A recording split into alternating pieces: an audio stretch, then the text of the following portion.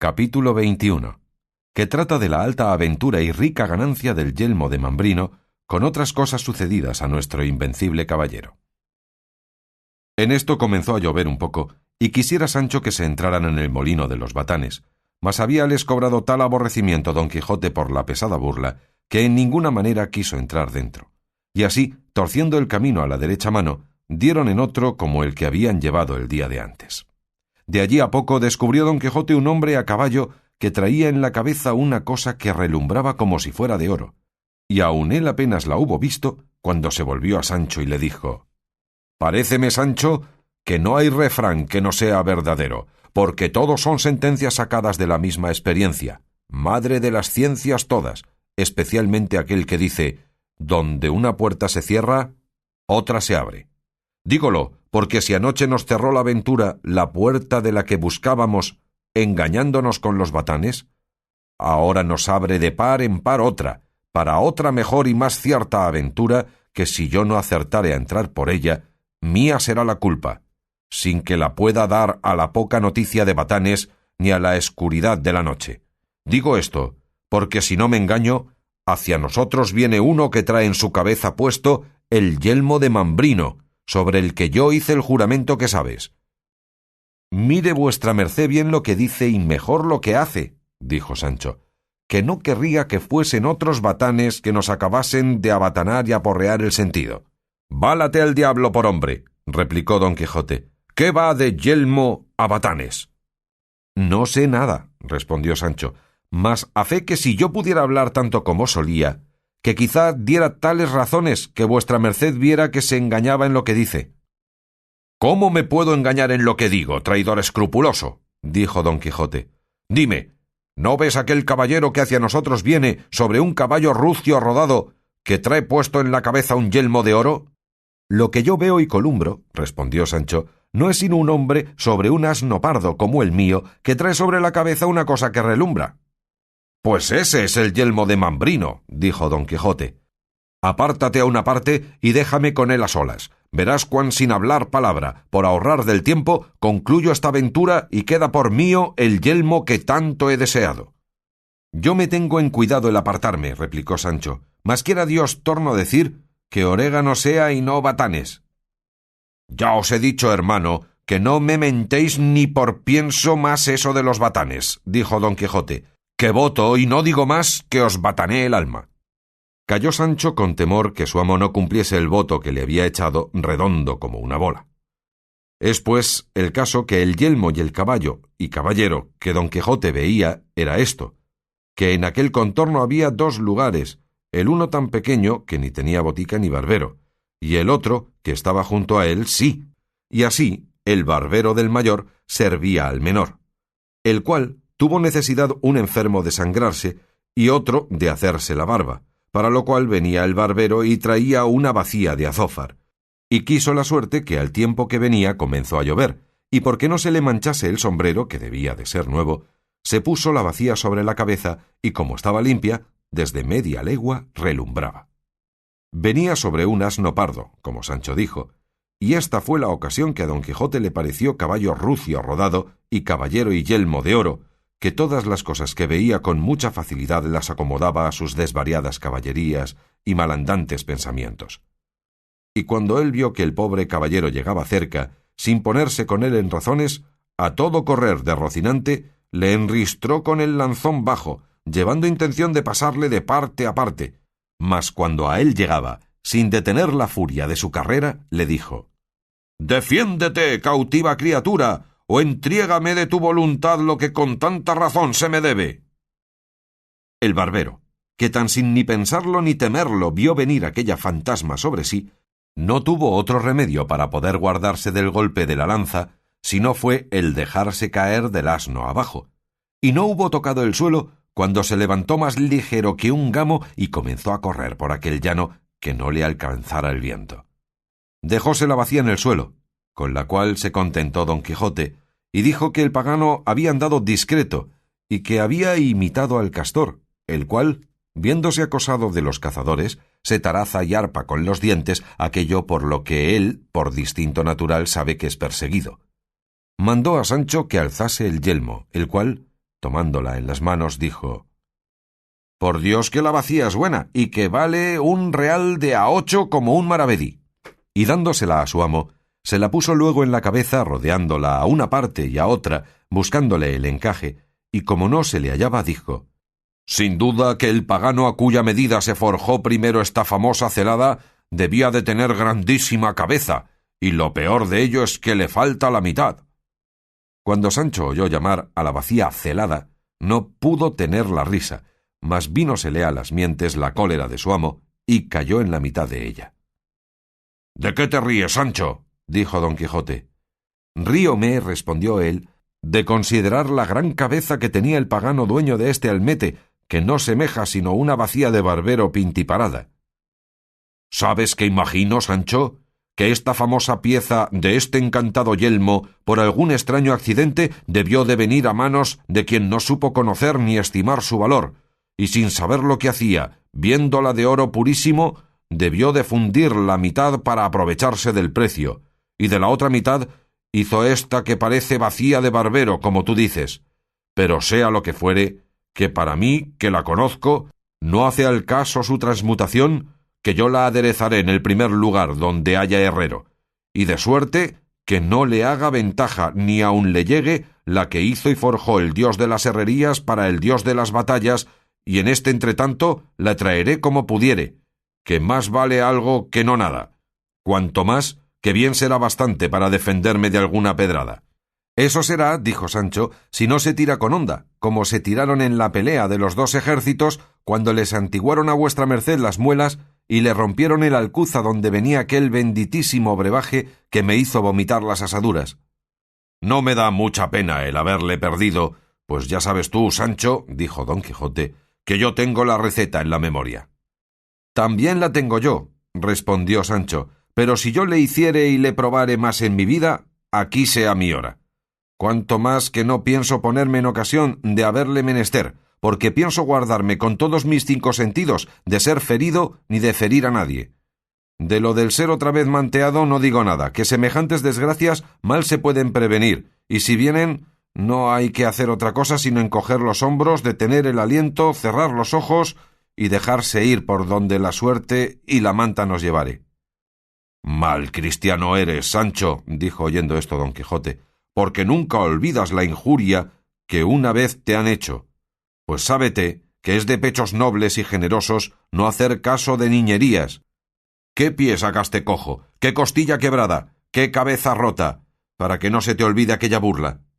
Que bien apurada la cosa burla fue y pasatiempo, que a no entenderlo yo así, ya yo hubiera vuelto allá y hubiera hecho en tu venganza más daño que el que hicieron los griegos por la robada Helena, la cual, si fuera en este tiempo o mi Dulcinea fuera en aquel, pudiera estar segura que no tuviera tanta fama de hermosa como tiene».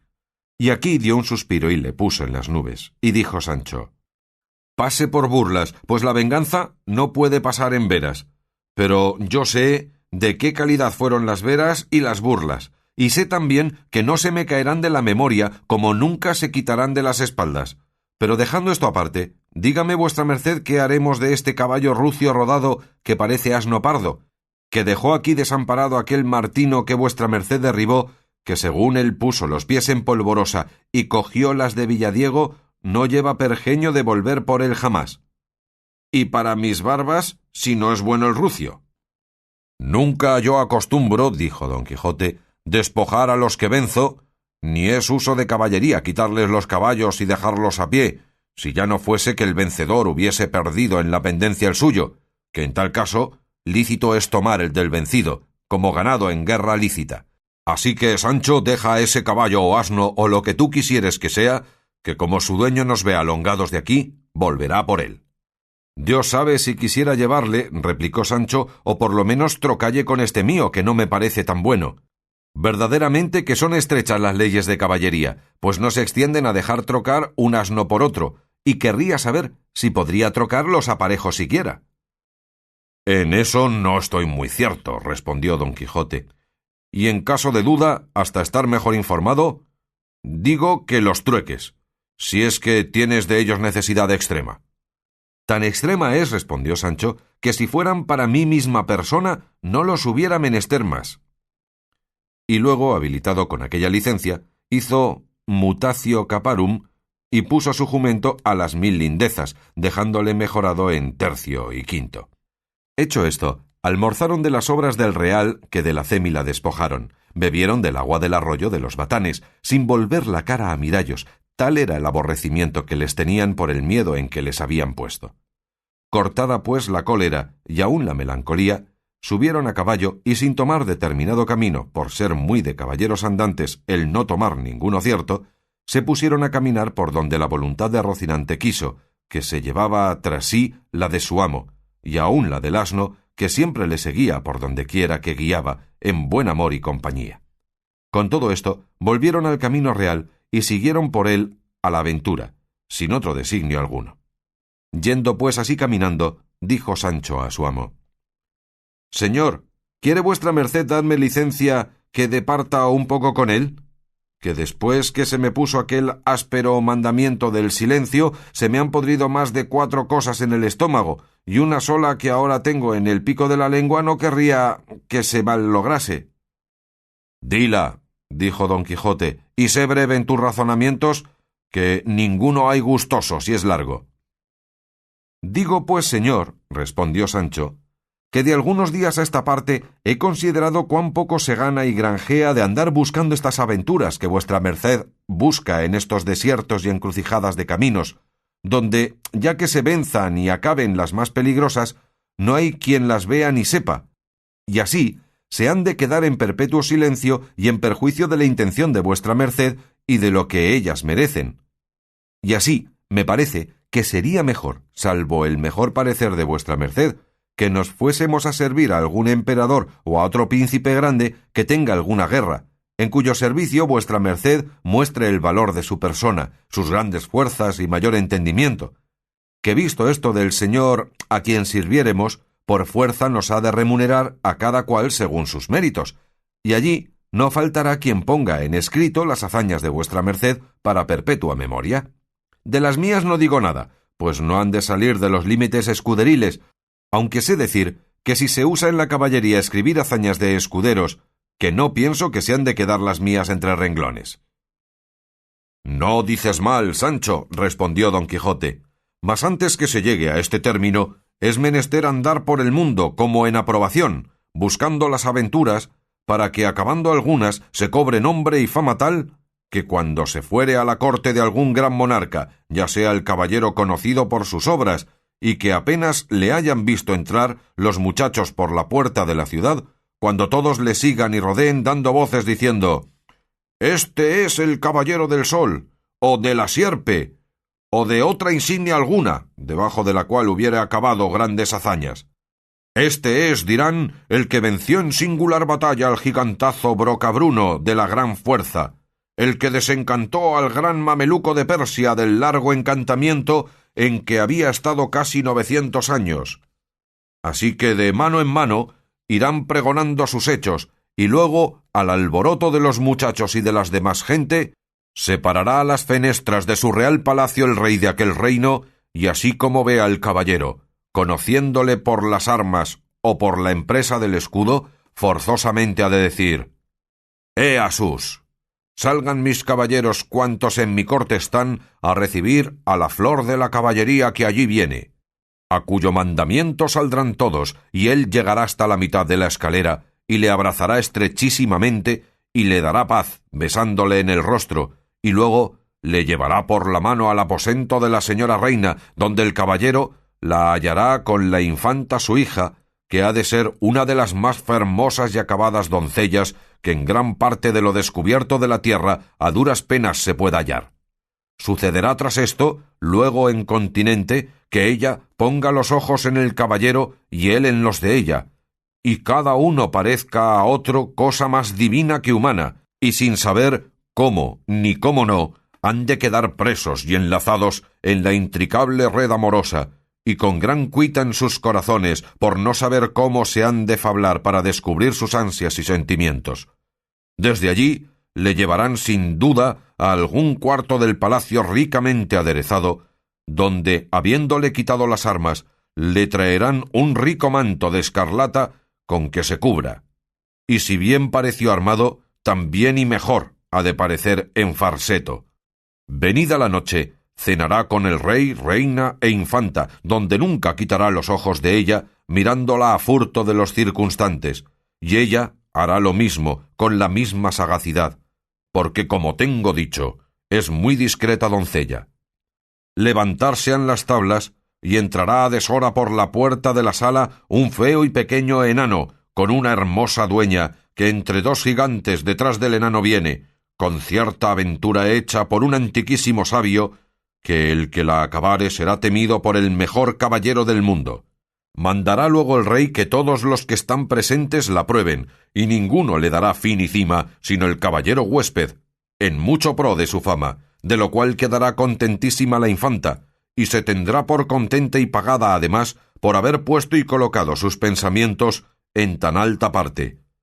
Y lo bueno es que este rey o príncipe, o lo que es, tiene una muy reñida guerra con otro tan poderoso como él, y el caballero huésped le pide al cabo de algunos días que ha estado en su corte licencia para ir a servirle en aquella guerra dicha. Darásela el rey de muy buen talante, y el caballero le besará cortésmente las manos por la merced que le face. Y aquella noche se despedirá de su señora la infanta por las rejas de un jardín, que cae en el aposento donde ella duerme, por las cuales ya otras muchas veces la había fablado, siendo medianera y sabidora de todo, una doncella de quien la infanta mucho se fiaba. Suspirará él, desmayaráse ella, traerá agua la doncella, acuitaráse mucho porque viene la mañana y no querría que fuesen descubiertos por la honra de su señora. Finalmente, la infanta volverá en sí y dará sus blancas manos por la reja al caballero, el cual se las besará 1000 y 1000 veces, y se las bañará en lágrimas. Quedará concertado entre los dos del modo que se han de hacer saber sus buenos o malos sucesos, y rogarále la princesa que se detenga lo menos que pudiere. Prometérselo a él con muchos juramentos. Tórnale a besar las manos y despídese con tanto sentimiento que estará poco por acabar la vida. Vase desde allí a su aposento, échase sobre su lecho, no puede dormir del dolor de la partida. Madruga muy de mañana, vase a despedir del rey, de la reina y de la infanta. Dícenle, habiéndose despedido de los dos, que la señora infanta está mal dispuesta y que no puede recibir visita. Piensa el caballero que es de pena de su partida. Traspasásele el corazón, y falta poco de no dar inicio manifiesto de su pena. Está la doncella medianera delante, halo de notar todo, váselo a decir a su señora, la cual la recibe con lágrimas y le dice que una de las mayores penas que tiene es no saber quién sea su caballero y si es de linaje de reyes o no. Asegúrala a la doncella que no puede caber tanta cortesía, gentileza y valentía como la de su caballero, sino en sujeto real y grave. Consuélase con esto la cuitada. Procura consolarse por no dar mal indicio de sí a sus padres, y a cabo de 2 días sale en público. Ya se es ido el caballero.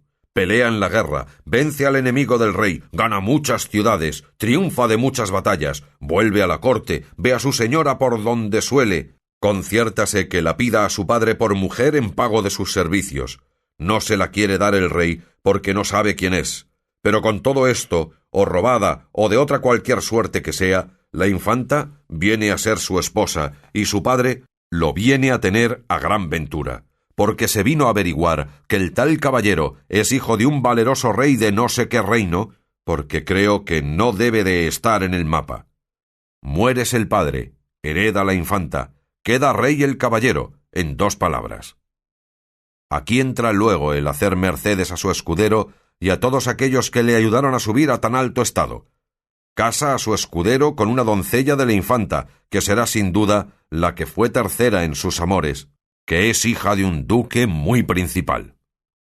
Eso pido, y barras derechas, dijo Sancho, a eso me atengo, porque todo al pie de la letra de suceder por vuestra merced, llamándose el caballero de la triste figura.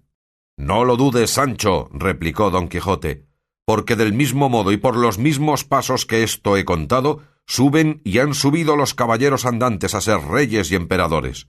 Sólo falta ahora mirar qué rey de los cristianos o de los paganos tenga guerra y tenga hija hermosa. Pero tiempo habrá para pensar esto, pues, como te tengo dicho, primero se ha de cobrar fama por otras partes que se acuda a la corte. También me falta otra cosa, que puesto caso que se halle rey con guerra y con hija hermosa, y que yo haya cobrado fama increíble por todo el universo, no sé yo cómo se podía hallar que yo sea de linaje de reyes, o por lo menos primo segundo de emperador, porque no me querrá el rey dar a su hija por mujer, si no está primero muy enterado en esto, aunque más lo merezcan mis famosos hechos.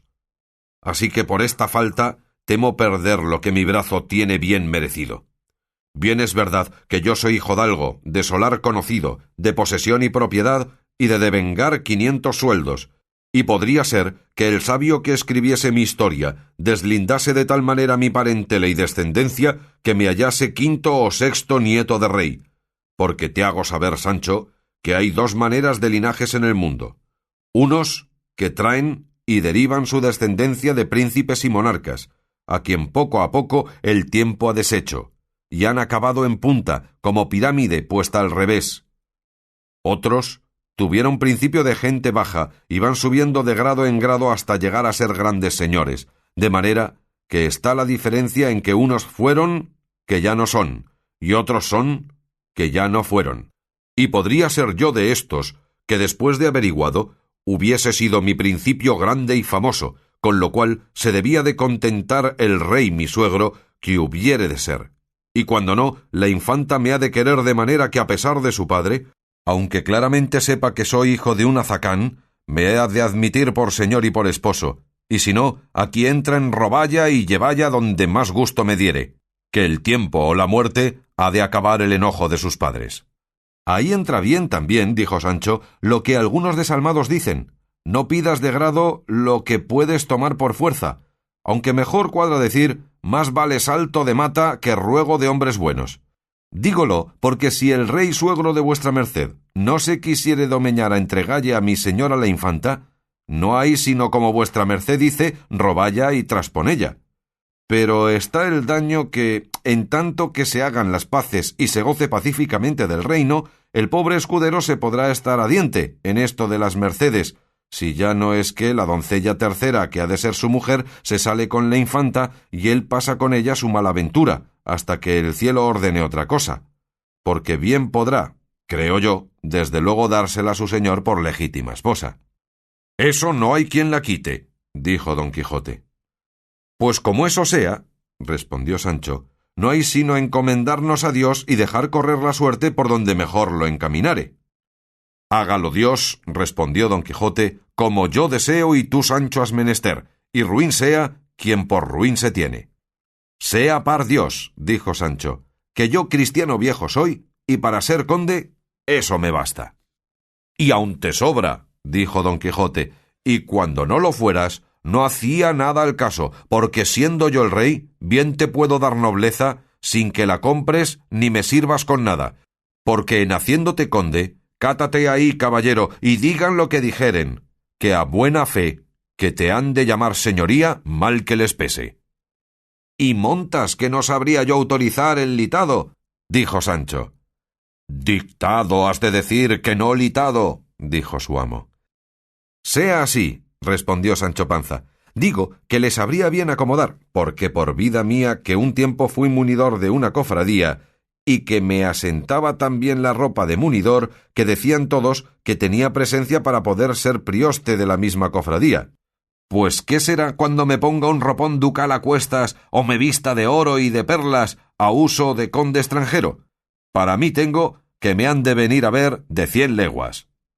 Bien parecerás, dijo don Quijote, pero será menester que te rapes las barbas a menudo, que según las tienes de espesas, aborrascadas y mal puestas, si no te las rapas a navaja cada 2 días por lo menos, a tiro de escopeta se echará de ver lo que eres. ¿Qué hay más? Dijo Sancho, sino tomar un barbero y tenelle asalariado en casa, y aun si fuere menester, le haré que ande tras mí como caballerizo de grande.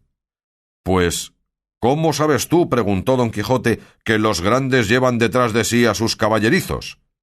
Yo se lo diré, respondió Sancho. Los años pasados estuve un mes en la corte, y allí vi que paseándose un señor muy pequeño, que decían que era muy grande, un hombre le seguía a caballo a todas las vueltas que daba, que no parecía sino que era su rabo. Pregunté que cómo aquel hombre no se juntaba con el otro, sino que siempre andaba tras de él. Respondiéronme que era su caballerizo, y que era uso de grandes llevar tras de sí a los tales. Desde entonces, lo sé también, que nunca se me ha olvidado. «Digo que tienes razón», dijo don Quijote, «y que así puedes tú llevar a tu barbero, que los usos no vinieron todos juntos, ni se inventaron a una, y puedes ser tú el primero conde que lleve tras sí su barbero, y aún es de más confianza el hacer la barba que ensillar un caballo. Quédese eso del barbero a mi cargo», dijo Sancho, «y al de vuestra merced se quede el procurar venir a ser rey y el hacerme conde». «Así será», respondió don Quijote, y alzando los ojos, vio lo que se dirá en el siguiente capítulo.